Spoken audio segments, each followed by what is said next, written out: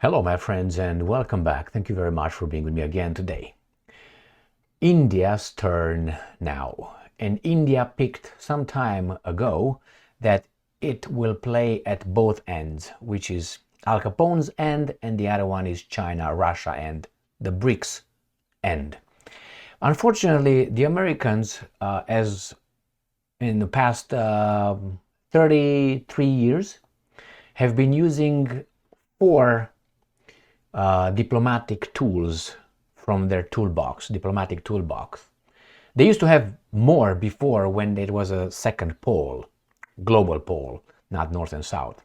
But, the Soviets and the rest, not the rest, the Americans, not the rest, because they were the guys that were unaligned as well.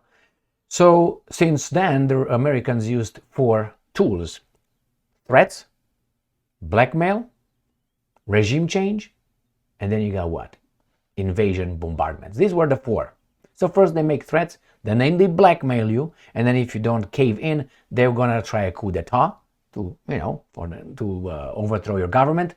A little Maidan or rainbow revolutions or yellow or orange or whatever they want to call it. And then they go to straight A, you killed something and we're gonna have to intervene.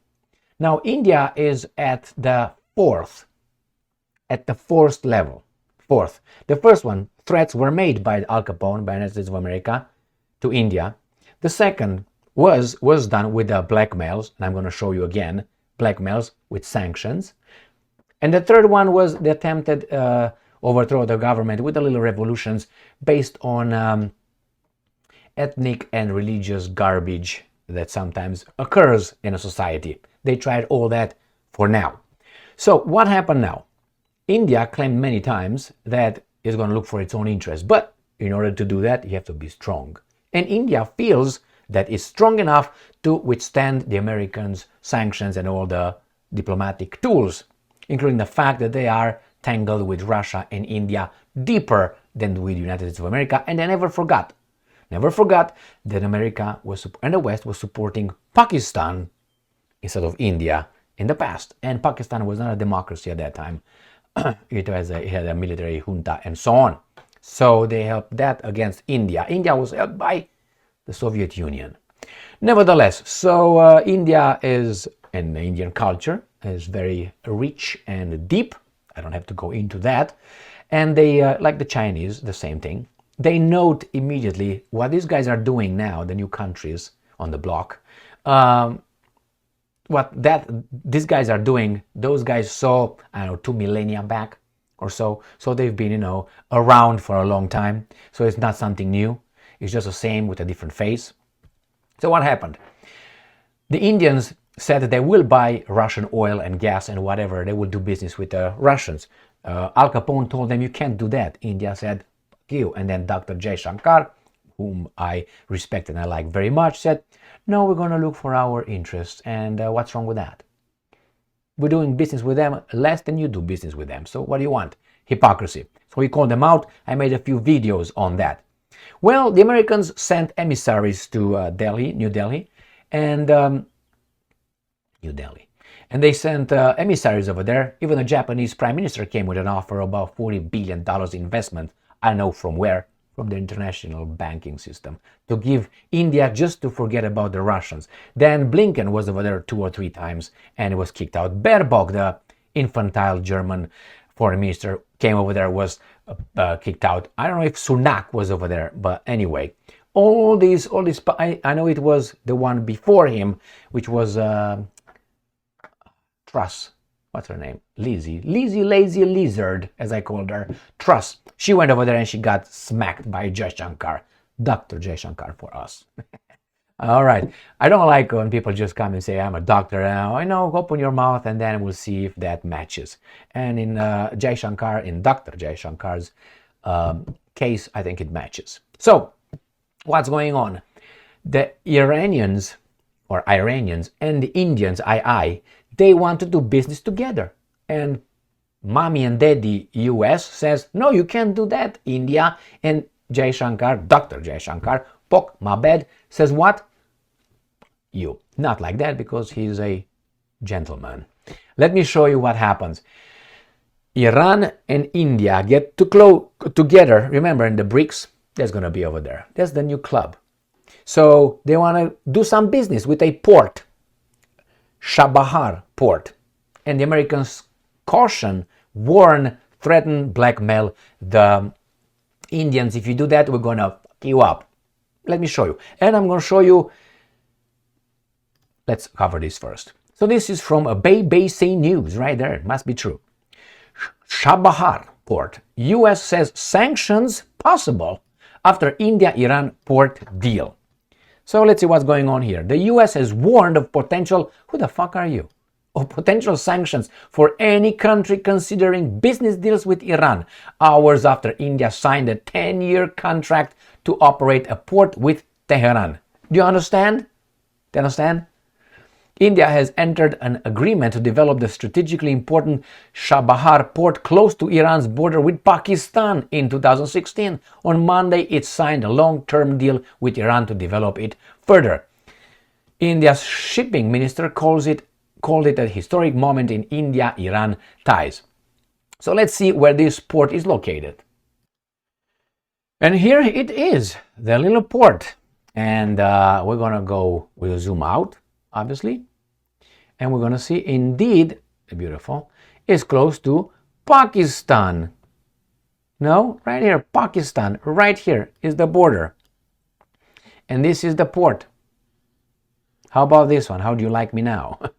So they are very close. And if you want to see it, and we're going to show it, in the Middle East, Gulf of Oman, bigger. So India from here is going to have something, is going to corner Pakistan. Remember, Pakistan is in here, India is on this area, and Iran is here. So let's go back to where we belong. Let me show you something, a few videos I made on this issue, where India continuously smacked Canada, smacked United States of America, smacked whomever on the other side when those guys tried to lecture India. And then we're going to go to Dr. Jaishankar's answer to these imbeciles. So, sorry, I have to put my goggles here because that's the way we are, old. Ready, set, and go. So this is the May 5th, the most recent. So we go chronologically. India gains second independence from West. Foreign Minister Jaishankar cuts off West tentacles must be strong. Yes, you must be strong. Canada challenges India after got smacked by China. And then gonna get smacked by India as well. Primitive-minded Biden calls Japan and India xenophobic, and India smacks them back. Strong India smacks U.S. India says India says U.S. State Department report shows poor understanding of the country. And the last one is right here on the bottom. Says India smacked United States moralizers who interfere in India's internal affairs. US is concerned, like always I said. And look how many I got in India. 100 videos. So, and then we have Dr. Jaishankar's answer.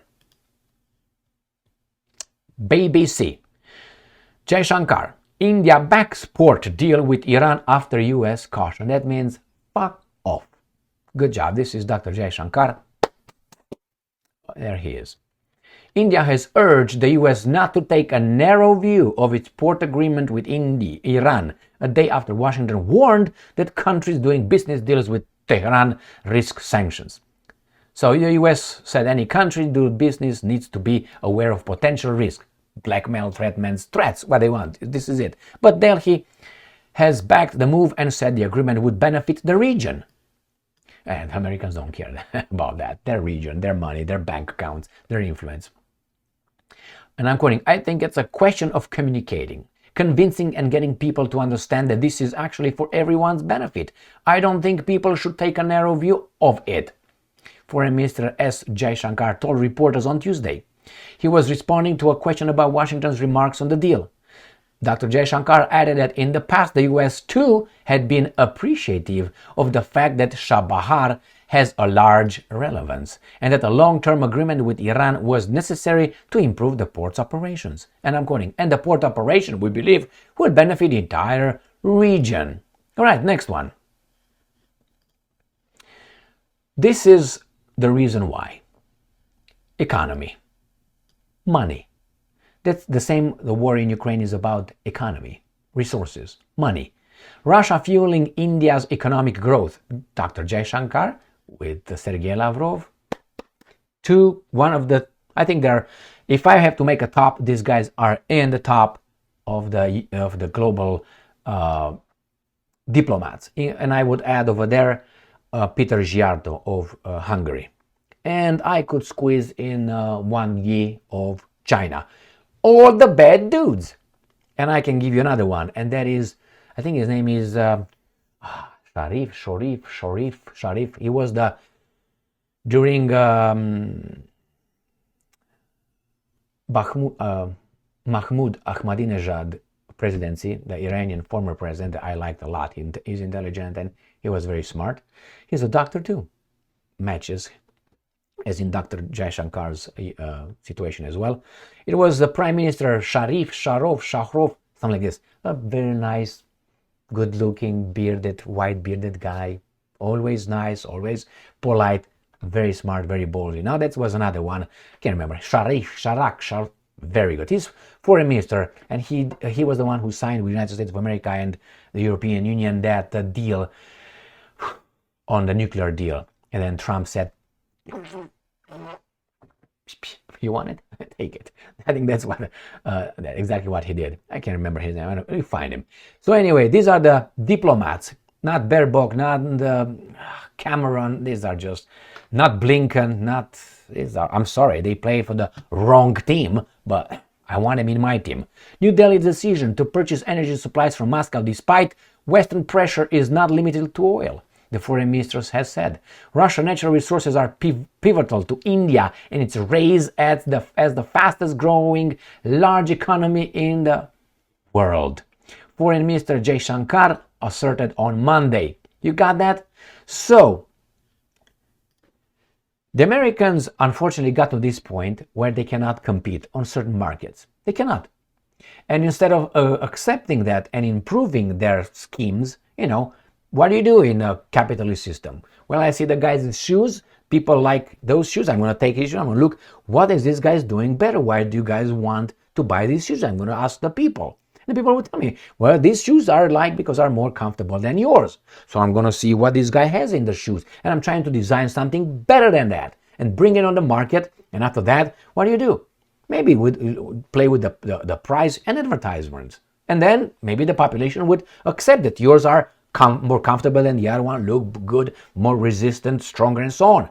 You don't go out like nowadays to the competitor's factory and you burn it. Or you the whole guys over there. You don't do this. Well, this is what the United States of America does. Or place threats on the population, on the customer. If you buy from that guy, there will be sanctions. But his product is cheaper and better than yours.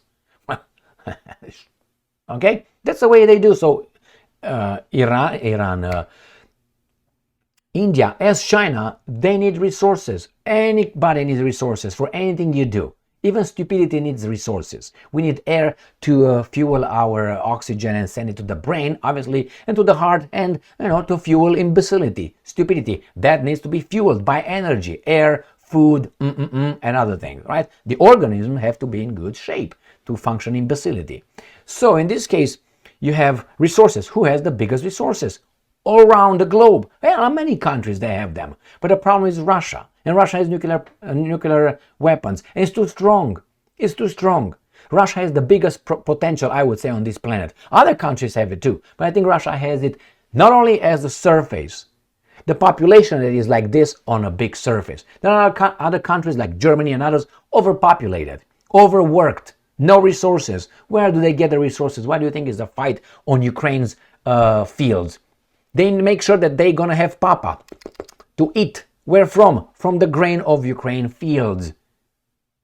And Romania, the same thing. And others, they are the fight for resources. Remember that evil guy called Adolf? What was he trying to achieve? For his Lebenstraum, is that how it was? Lebenstraum, which is sphere of influence. It was not. It was expansion based on need of resources. They say we are so living space. That's how it's called, Lebenstraum. living space. That means we are so ahead of everybody else as civilization, culture, and economic development, and you guys are baboons. So we need your shit that you sit on. Like, for instance, the Westerners, when they showed up, let's say, in Middle East, they said, oh, guys, when they knew that the oil is needed and they can process it, right? They say, well, we're going to take over and we're not going to give you shit. What are you going to do? We're going to kill you. But no, they said, well, no, we're going to... And now they got to, what, Dubai and other shit. That's why these guys could have been just... Anyway, so go back to this one. This is an expansion. Resources. They need resources. Russia has it. India knows that. Resources from United States of America. Look how these guys are dealing with people. You buy from that guy, instead of competing with him, I'm going to just ban you. I'm going to hurt you.